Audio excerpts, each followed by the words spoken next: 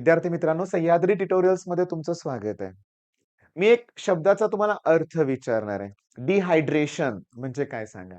Dehydration म्हणजे loss of water molecule. Okay, loss of water molecule. मग ही reaction आपल्याला घ्यायची आहे. मी तुम्हाला सांगू का? अगदी डिटेलमध्ये. आणि ही रिएक्शन केली ना, की सीईटी साठी आपला हायड्रोकार्बन जो 11th चा टॉपिक होता ना, त्याची पण तयारी होईल. त्याचबरोबर 12th स्टँडर्ड मध्ये अल्कोहोल, फिनॉल, इथर त्याच्यामध्ये सुद्धा या रिएक्शन्स आहेत. त्याचबरोबर या ठिकाणी एक रूल यूज करावा लागणार आहे. तोही मी तुम्हाला एक्सप्लेन करणार आहे. त्यामुळे व्हिडिओ शेवटपर्यंत व्यवस्थित बघा. हा व्हिडिओ सॉरी हे रिएक्शन्स घ्यायच्या अगोदर मी तुम्हाला काही आणखीन प्रश्न विचारणार आहे. बघा, OH ग्रुप या कार्बनला अटॅच आहे आणि तो कार्बन अजून 3 कार्बनला अटॅच आहे. ओके, मग हे जे अल्कोहोल आहे, याला तुम्हाला क्लासिफाय कसं करता येईल? सांगू? टर्शरी. टर्शरी कारण OH ग्रुप ज्या कार्बनला अटॅच आहे, तो कार्बन 3 कार्बनला असेल अटॅच, तर हे टर्शरी ब्युटिल अल्कोहोल होतं. आता माझ्याकडे 4 कार्बन आहेत. OH ग्रुप या कार्बनला अटॅच आहे आणि तो कार्बन दोघांना अटॅच आहे. मग हे झालं सेकंडरी. पण समजा माझ्याकडे 3-4 कितीही कार्बन असू देत. OH ग्रुप या शेवटच्या कार्बनला अटॅच आहे. तो कार्बन एकाच कार्बनला अटॅच आहे. मग हे झालं प्रायमरी, हे झालं सेकंडरी आणि मगाचं एक्झाम्पल कुठलं होतं? टर्शरी. बरं. अल्कोहोलचं करायचं आहे मला डिहायड्रेशन. बघा मी इथं शब्द लिहितोय. हायड्रेशन. आता सांगतो. डी म्हणजे रिमूव्हल. मला काय रिमूव्ह करायचं आहे? वॉटर मॉलिक्यूल रिमूव्ह करायचं आहे. वॉटर मॉलिक्यूल, वॉटरचा फॉर्म्युला काय सांगा? H2O. म्हणजे याच्यात H आणि OH असे ग्रुप आहेत समजूया आपण. त्यातला OH तर अल्कोहोलमध्ये असणार आहे, बरोबर आहे? त्याचबरोबर मला एक हायड्रोजन सुद्धा आता रिमूव्ह करायचा आहे. ओके. मग सुरुवात करूया. सुरुवात करायच्या अगोदर मी काय सांगतोय ते बघा. नीट लक्ष द्या. मी काय लिहिलंय ते समजून घ्या. सीईटी साठी त्याचबरोबर बोर्डसाठी सुद्धा उपयोगी आहे. जे टर्शरी अल्कोहोल आहे ना, ते इझिली त्याचं डिहायड्रेशन होतं. इझिली. ओके. सेकंडरीचं प्रायमरीपेक्षा ते इझिली डिहायड्रेट होतात. पण प्रायमरीला मात्र कॉन्सन्ट्रेटेड, हायली कॉन्सन्ट्रेटेड ॲसिड घ्यावं लागतं. ॲसिड कुठलं घ्यायचंय? H2SO4 लक्षात घ्या. ॲसिड कुठलं घ्यायचंय सांगा? H2SO4. मग सांगतो. आता लक्ष द्या. जर तुम्हाला टर्शरी बघा, टर्शरी अल्कोहोलचं डिहायड्रेशन करायचं आहे, तुम्हाला 20% H2SO4 घेतलं तरी काम ओके होतंय. ओके. जर तुम्हाला सेकंडरी अल्कोहोलचं डिहायड्रेशन करायचं आहे, तर 60% H2SO4 घ्या. ओके. पण जर प्रायमरी असेल, तर 95% म्हणजे स्ट्रॉंग एकदम H2SO4 घ्यायचा कॉन्सन्ट्रेटेड. पण तुमच्या 11वीच्या पुस्तकात 75% प्रिंट केलंय बरं का. आता आम्ही अगदी वर्षानुवर्ष जेव्हा शिकवलं, तेव्हा 95 शिकवलं होतं. तर नवीन पुस्तकात 75% दिलंय. पण हे तुम्ही एकदा क्रॉस चेक करा. मग आता काय-काय गोष्टी आपण लक्षात ठेवल्या, की अल्कोहोलचं करायचंय डिहायड्रेशन. टर्शरी इझिली डिहायड्रेट होतो सेकंडरी आणि प्रायमरी पेक्षा. बरोबर आहे. पण डिहायड्रेशन केल्यावर होणार काय? विचार करूया की आपण. समजून घ्या. हे तर हे 4 कार्बन आहेत. या कार्बनला OH ग्रुप आहे. ओके. शेवटचा म्हणजे प्रायमरी आहे तो. Okay. CH2, CH2, CH2OH. Okay. Primary आहे म्हणजे किती पर्सेंट H2SO4 लागणार आहे? हायेस्ट. तुमच्या 11च्या पुस्तकाप्रमाणे 75% आणि मी बोललो होतो 95%. बरं. आता डिहायड्रेशन रिएक्शन जेव्हा होणार, मग समजून घ्या. OH ग्रुप या कार्बनला अटॅच आहे. ठीक आहे. तो OH ग्रुप रिमूव्ह होणार. आता त्याच्या शेजारचा जो कार्बन आहे, तिथला एक हायड्रोजन रिमूव्ह होणार. म्हणजे सध्या इथं CH2 दिसतंय, तिथं CH होणार. म्हणजे CH3, CH2, CH होणार.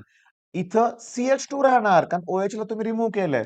म्हणजे वॉटर मॉलिक्यूल तुम्ही रिमूव्ह केला. पण कार्बनची व्हॅलेन्सी 4 असते. आता या कार्बन जवळ बघा 2च बॉन्ड आहेत. त्यामुळे अजून एक बॉन्ड घ्यावा लागेल एक्स्ट्रा डबल बॉन्ड.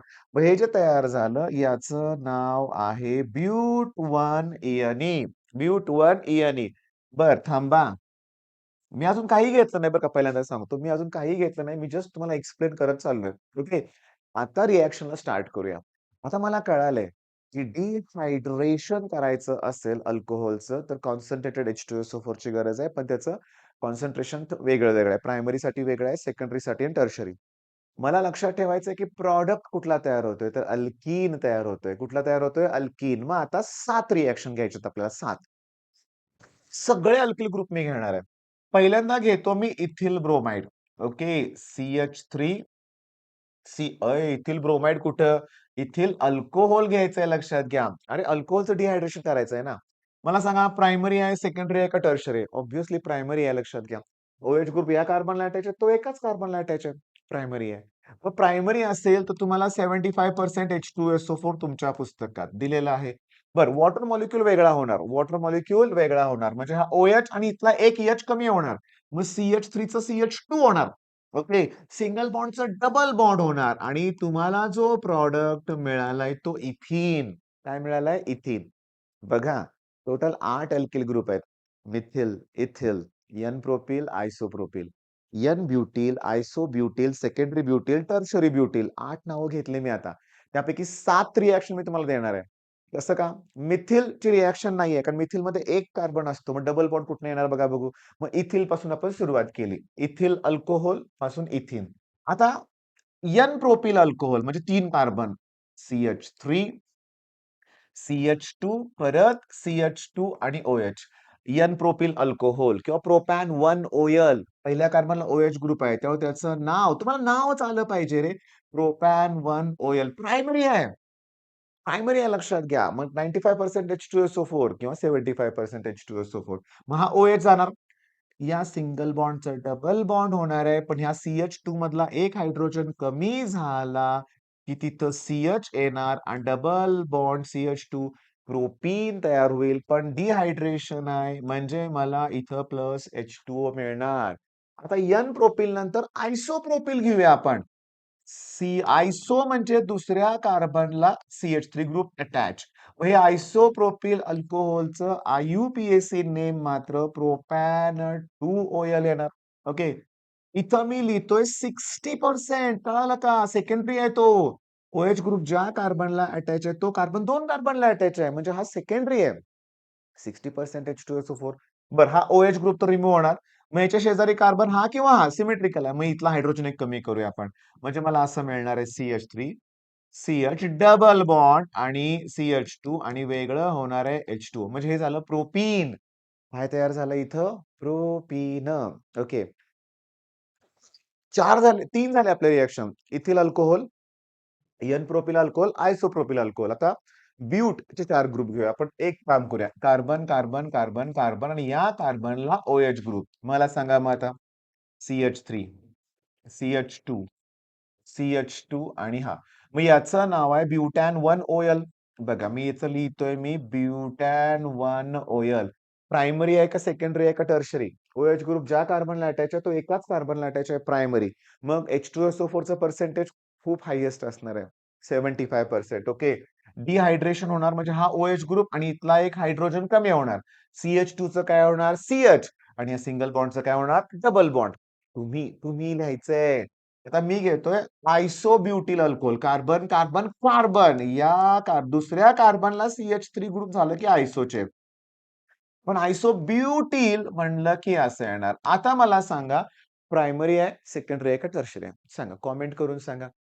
बरेच जण म्हणतात सेकंडरी आहे. नाही. OH ग्रुप या कार्बनला अटॅच आहे. हा कार्बन एकाच कार्बनला अटॅच आहे. म्हणजे हे प्रायमरीच आहे. त्यामुळे H2SO4 चं पर्सेंटेज हायरच राहणार आहे लक्षात घ्या. डिहायड्रेशन होणार. हा OH ग्रुप या कार्बनला अटॅच आहे तो गेला. त्याच्या शेजारच्या कार्बन जवळ हा जो हायड्रोजन आहे तो रिमूव्ह होणार आणि मला जो प्रॉडक्ट मिळणार आहे तो असा मिळणार आहे. कार्बन वरती हे CH3 डबल बॉन्ड आणि इथं CH2. मग याचं नाव काय येणार? 1, 2, 3. 2 मिथिल. बघा मी काय लिहितो दुसऱ्या कार्बनला मिथिल ग्रुप आहे. प्रो 1 आणि ENE हे येणार लक्षात घ्या. अल्कीन तयार होतंय. ओके. मग आता 2च उरले. आता मी टर्शरी ग्रुप घेणार आहे. कुठला ग्रुप घेणार आहे? टर्शरी. म्हणजे OH ग्रुप ज्या कार्बनला अटॅच आहे तो कार्बन 3 कार्बनला अटॅच होणार. आता मला सांगा इथं मी काय लिहिलंय वाचा. 20% H2SO4 का टर्शरी आहे?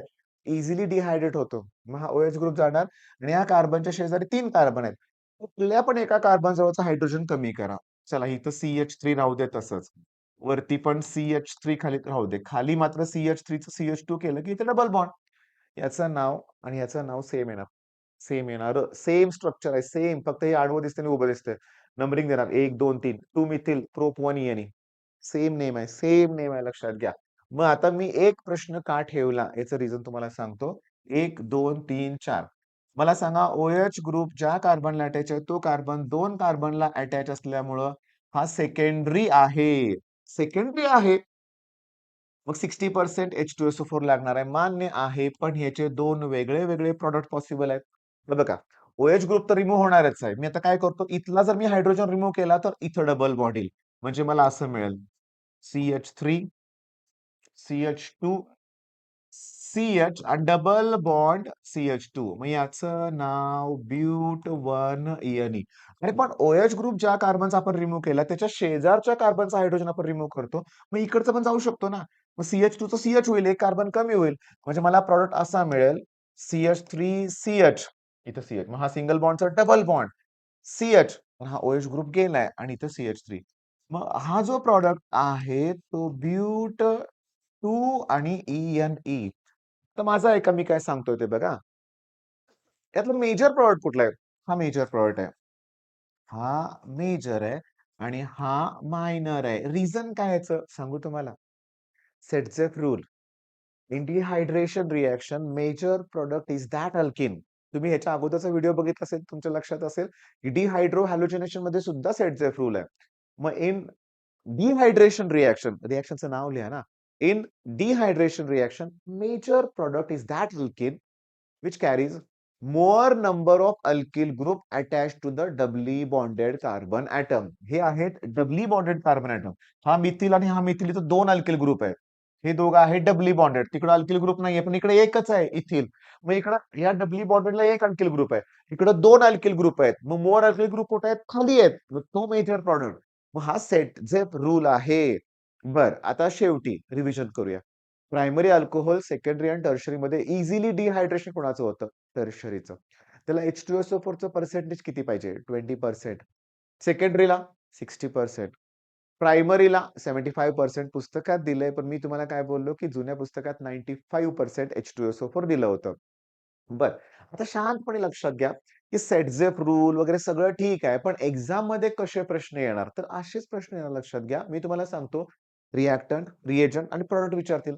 सीईटीचं बोलतो मी तुम्हाला, प्रॉडक्टच्या ठिकाणी ए लिहितील किंवा रिएक्टंटच्या ठिकाणी कॅपिटल ए असतील, प्रॉडक्ट देतील. मग तुम्हाला ओळखता आलं पाहिजे की ह्या ज्या रिएक्शन्स आहेत यात वॉटर मॉलिक्युल फक्त वेगळा होतोय. त्यात कार्बन इन्क्रीज होत नाहीये, कार्बन काउंट किंवा डिक्रीज होत नाहीये.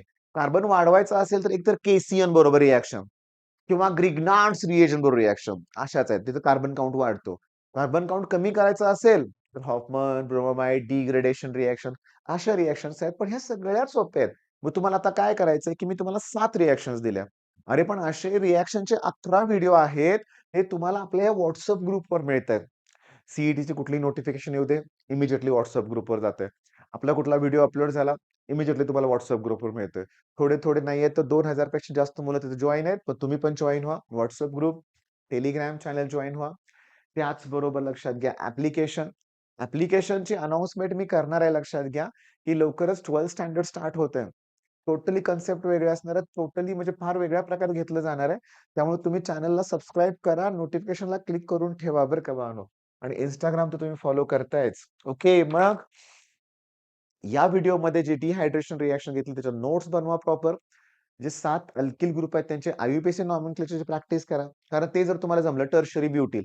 मग टर्शरी ब्युटिल ब्रोमाइड असतं, टर्शरी ब्युटिल अल्कोहोल असतं लक्षात घ्या. मग टर्शरी ब्युटिलला तुम्हाला NH2 ग्रुप सुद्धा अटॅच असू शकतो लक्षात घ्या. म्हणजे लक्षात येतंय तुमच्या. मग हे अल्किल ग्रुप फिक्स आहे सगळ्या रिएक्शन मध्ये तेच आहे. त्यामुळे केमिस्ट्री सगळ्यात सोपं आहे. All the best.